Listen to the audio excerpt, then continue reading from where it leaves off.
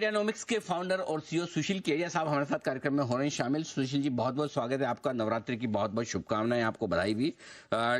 शुरुआत एक उसी बड़े सवाल के साथ करना चाहता हूं। काफी लंबे समय से आप मंदी की बात कर रहे थे, हालांकि पिछली मुलाकात में आपने कहा था कि शायद थोड़ा सा वक्त लगेगा, लेकिन क्या आज फाइनली आपको कुछ ऐसे सेल ट्रिगर्स आ गए जिसका आपको लंबे समय से इंतजार था, वो दिख रहे हैं आपको, या अभी थोड़ा इंतजार करेंगे?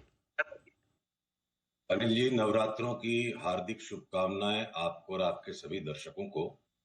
और पीसीआर से अनुरोध है कि विश्लेषक को अपना विश्लेषण ही दिखाना चाहिए, ओपिनियन अनिल जी देंगे तो इस चार्ट को दिखाएं कृपया। और डॉलर इंडेक्स की इस चार्ट से हम वार्ता की शुरुआत करें।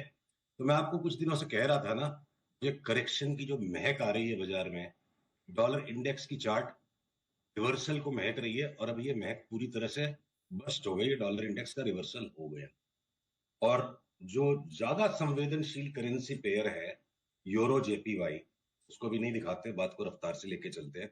उसमें बन गया लोअर टॉप। और पिछली बार अपनी बात हुई थी, bull is entering the China shop. ये चाइना का सौदा हर 4-5 साल में एक बार उम्मीद का सौदा आ जाता है, जब बाकी सारा संसार थक जाता है। और जब ये चाइना का इंडेक्स भागता है तो बाकी सारे इंडेक्स चरमरा जाते हैं। तो चाइना बहुत ज्यादा रफ्तार से भाग गया, और उसकी सिंपैथी में कुछ इंडियन स्टॉक्स में भी लोग बेट्स लेने की कोशिश करें, जिसमें फंसेंगे बुरी तरह। उस पर हम 2 मिनट बाद आते हैं। पर अब S&P 500, नैस्डैक, डैक्स, फुटसी, तेल अवीव इंडेक्स, आपके तवादुल, मतलब सऊदी अरेबिया बोलता है हमको युद्ध से कोई मतलब नहीं, पर उसकी भी इंडेक्स टॉप हो रही है। और हमारे निफ्टी, बैंक निफ्टी और निकाई की तो जम के धुलाई हो गई। अब पूरे वर्ल्ड में करेक्शन सेट इन हो चुका है। अब यहां सिर्फ डॉलर इंडेक्स के महकने की बात नहीं है, अब ये महक हर एक इंडेक्स में भी करेक्शन आ गया। तो चलिए, शुरुआत हो। जी, दुनिया भर के बाजारों में करेक्शन की हो चुकी है, शुरुआत है, ये कह रहे हैं केडिया साहब। तो अब और चाइना की रिकवरी में भी बहुत ज्यादा भरोसा न करें। अच्छा, इस करेक्शन में सबसे ज्यादा क्या गिरेगा, ये बताएं। तो देखिए, एक एक करके नंबर आएगा सबका। मान लो अपोलो हॉस्पिटल जैसा स्टॉक जो बिल्कुल ही गिरने को तैयार नहीं था, आज उसमें कंफर्म सेल सिग्नल आ गया। अगर टाइटन भी आज के ओपनिंग हाई के ऊपर क्लोज नहीं देता है, और क्लोजिंग इसकी आज की ओपनिंग से नीचे नीचे रह जाती है, तो टाइटन भी शॉर्ट सेल हो जाएगा। तो क्या सबसे ज्यादा गिरेगा अनिल जी, थोड़ा कठिन सवाल है। बारी बारी से जो गिरेंगे तो उसके अंदर में अभी किन की बारी आई हुई है। तब ये डीवीज लैब, अपोलो, टाइटन जैसे जो आइसोलेटेड इंडिविजुअल स्टॉक्स हैं, या इवन एफएमसीजी के अंदर अनिल जी, जो हम लीवर को बेचना ही नहीं है, लेके चलेंगे 1900 से 2900 की यात्रा, अब लीवर में भी शॉर्ट सेल सिग्नल आ गया। लीवर जैसा स्टॉक अगर अगले 1 साल अब हमने उसको बास्केट क्लासिफाई कर दिया कि उसको बेच बेच के लेना है, ले लेके नहीं बेचेंगे। देखिए, बहुत महत्वपूर्ण डेवलपमेंट है ये। लीवर जैसे स्टॉक्स क्यों एंटी ग्रेविटी हो जाते हैं?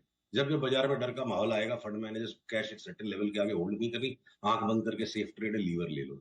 और अभी जो फंड मैनेजर्स का फेवरेट सेफ ट्रेड है कि और कुछ नहीं समझ में आता, कैश को लीवर में डाल दो, अगर वो भी नहीं चलेगा तो बहुत मेहनत मशक्कत करवा के बाजार तेजी मंदी दोनों साइड पैसे देगा। अगले 1 साल का बाजार मेहनती लोगों का बाजार हो गया।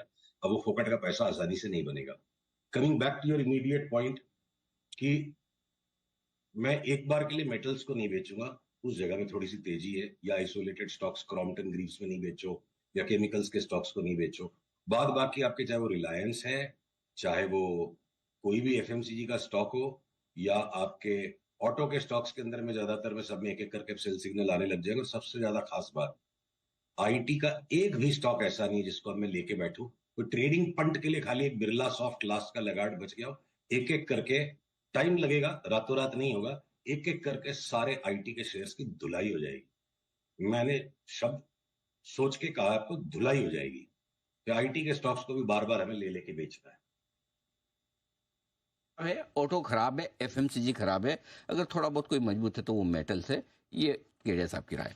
अच्छा, अब चूंकि टारगेट नीचे के खुल रहे हैं, दो चीजें पूछना है मुझे आपसे निफ्टी बैंक निफ्टी के बारे में। एक, किन लेवल के ऊपर वापस रिकवरी आ जाए तो आपने समझना है कि ये भाई मंदी नहीं होनी है, गलत हो गया, तेजी रहेगी, पहली बात। दूसरा, नीचे में एक टारगेट कहां तक खुले, क्या टारगेट दिमाग में रखने चाहिए, दो चीजें बताएं सर। अनिल जी, पहले हमारी भारी भर्त्सना हो चुकी है जब हमने चेतावनी दिखी 21,000 तक की जगह है। इसका मतलब ये थोड़ा बोल दिया था कि कल ही आ जाए। अब फिलहाल जो करेक्शन अभी स्टार्ट हुआ है, इसमें मुझे लगता है 24,000 का लेवल निफ्टी का टेस्ट हो जाए और 46,000 का बैंक निफ्टी का टेस्ट हो जाए तो कोई आश्चर्य की बात नहीं होगी। हम भविष्यवाणी करने का काम नहीं करते, और ट्विटर के ट्रोलर्स करते हैं। भविष्यवाणी कुछ नहीं है, एक अनुमान है ये।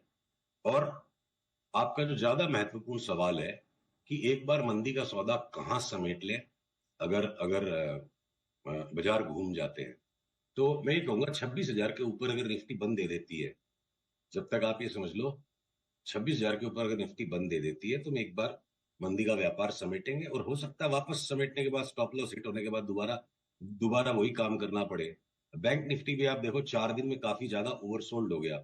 तो एक बार कोई 200, 250, 300 पॉइंट का रिबाउंड, 300, 350 पॉइंट का रिबाउंड बैंक निफ्टी में इंट्राडे में आ जाए तो बड़ी बात नहीं है। तो मैं करीब ये समझता हूँ 54,000 के ऊपर बैंक निफ्टी बंद दे दे, 26,000 के ऊपर निफ्टी दे दे, तो हम एक बार अपनी मंदी को रीवैल्यूएट करेंगे, सौदे काटने पड़ेंगे तो काटेंगे। वरना लगता है कि अब एक तरफा कंटिन्यूअसली जो बाजार इतने चलते चले गए हैं, 26,400 500 वाला अगर 24,000 हो जाता, 8-10% का करेक्शन कोई अनहोनी घटना नहीं है, ये स्वाभाविक है, नॉर्मल इतने करेक्शंस तो। तो चलिए अब दो चीजें ध्यान रखिए। अगर मार्केट रिवर्सल दे दे और 26,000 के ऊपर बंद होने की कोशिश करे निफ्टी तो शॉर्ट काट लीजिए। 54,000 के ऊपर बंद हो बैंक निफ्टी तो शॉर्ट काट लीजिए, अदरवाइज शॉर्ट में रहिए। नीचे का टारगेट 24,000 और 46,000 के निफ्टी बैंक निफ्टी पर निकल कर आते हैं। अब आइए गोल्ड सिल्वर, जो लोग काफी जानना। तो लास्ट टाइम भी जब इसराइल के साथ पहली बार वॉर शुरू हो रहा था, उस दिन गोल्ड ने ये वाला टॉप बनाया था, और ये वापस जब वॉर का एस्केलेशन पॉइंट आ रहा है, तो गोल्ड की चार्ट वॉर होने के पहले पहले खींच ली गई है, और सिल्वर भी उसकी सिंपैथी में चल रहा है। तो यहाँ कोई नई तेजी करके गोल्ड में पैसे बन सके लगता नहीं है। और जो लास्ट विश्लेषण आपके साथ था कि 2250 2300 का भाव एक बार आए गोल्ड में, तब वहां लेने की सोचेंगे। अभी तक उस विश्लेषण में कोई परिवर्तन नहीं, चार्ट ज्यों की त्यों वैसी की वैसी। ओके, तो सोने चांदी में अभी बहुत ज़्यादा तेजी की उम्मीद नहीं है, नीचे आएंगे तब खरीदें। और कच्चा तेल बहुत ज़्यादा कमज़ोर नहीं होगा, सपोर्ट के आसपास ये आपके लिए बनता हुआ दिख रहा है। अब आइए एक राय इन्वेस्टर्स के लिए लेना चाहता हूँ, जिन लोगों के पास पोर्टफोलियो में अभी भी अच्छे पैसे हैं, अभी भी कोई ऐसा बड़े ऊपर से टॉप से ज़्यादा गिरा नहीं, राइट। बहुत सारे लोग मुनाफे में हैं भी।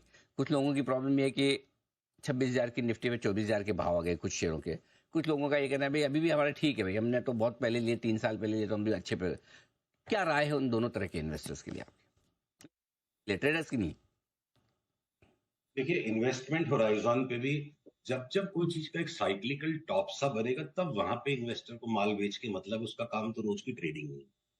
तो अगर मैं आपसे कहूं कि 1 साल पहले जब आपसे वार्ता शुरू हुई कि फार्मा में एक तरफा तेजी, तो मैं कहूंगा फार्मा के ज्यादातर शेयर्स में इन्वेस्टमेंट होराइजन पर अब सेल के सिग्नल बनने लग गए हैं। जो हमने रिफ्यूज किया कि हम बायोकॉन में ट्रेडिंग करेंगे नहीं, अब हम एग्जिट लेने को तैयार है। डॉक्टर रेड्डीज हो या सन फार्माज हो, ये मेरे को लगता है 3 4 5 साल के साइक्लिकल टॉप्स बन रहे हैं। तो इन्वेस्टमेंट होराइजन पे अगर मैंने आपके प्रश्न को ठीक से समझा है, तो मान लीजिए फार्मा के स्टॉक्स में, आईटी के स्टॉक्स में लॉन्ग टर्म टॉप आउट के सिग्नल्स बन रहे हैं, तो वहां से पोर्टफोलियो से निकले। बैंक्स के अंदर में भी जो लार्ज बैंक्स हैं, एचडीएफसी, आईसीआईसीआई, कोटक और एसबीआई, ये चारों में काफी गहरा करेक्शन आ सकता है। तो एक बार इन्वेस्टमेंट पोर्टफोलियो से लार्ज बैंक्स को भी निकाला जाए, तो अलग अलग किस्म के स्टॉक्स और अलग अलग सेक्टर्स अलग काम करें। एफएमसीजी को भी आप कह सकते हो इन्वेस्टमेंट पोर्टफोलियो में। से टाटा कंज्यूमर में थोड़ी बहुत जगह बची है। बाकी आपका Britannia, Nestle, Lever, Marico, Pidilite, इनको जिसको हमने साल भर ये चाणक्य चोटी बांधी हुई थी कि 100 शेयर बेचने नहीं है, अब सब बेच बाच करके सबको हम शॉर्ट करने की तैयारी कर रहे हैं। तो अक्रॉस द बोर्ड देखिए, बड़े करेक्शन की संभावना बाजार में बन सकती है। और जब तक वो नहीं भी बनती है, तो इंडिविजुअल स्टॉक स्पेसिफिक और सेक्टर स्पेसिफिक, जहां इजी मनी था, एफएमसीजी लेके बैठ जाओ, फार्मा लेके बैठ जाओ, आईटी लेके बैठ जाओ। और लेके बैठने से पैसे नहीं बनेंगे, पैसे यहां से उठाने पड़ेंगे, मेहनत करनी पड़ेगी, दौड़ भाग करनी पड़ेगी, तब पैसे बनेंगे। अच्छा, एक आखिरी सवाल सर, आपने लगातार ये चीज कही कि बाकी सब बेच दो, खाली अदानी ग्रुप के शेयर रखो, राइट। अभी और ये एक मार्केट में बड़ा वो आजकल टॉक ऑफ द टाउन ये चलता है भाई कि जब जब अदानी एंटरप्राइजेस क्यूआईपी लाने की सोचता है या फंड रेजिंग प्लान सोचता है, तब तक मार्केट की भी बैंड बज जाती है। अभी भी फिर से ये हो रहा है, आज खबर ये सब चल रही है, अदानी एंटरप्राइजेस भी नीचे आ गया। आपकी क्या राय है, तेजी में बने रहें, निकल जाएं, कैसे देखते हैं? देखिए अनिल जी, ये चार्ट को ही दिखाते हैं, पीसीआर एक अंतिम बार इस चार्ट को दिखाएं। अडानी इंटरप्राइजेस की चार्ट को भी पूरे अडानी समुदाय समूह के सारे स्टॉक्स के एक प्रतीक मान लेता हूं कि एक अच्छा अपस्विंग आने के बाद थोड़ा साइडवेज रन कर रहा है, बाकी बाजार करेक्शन देता भी रहेगा, तो मुझे लगता है अभी भी अडानी में जगह है।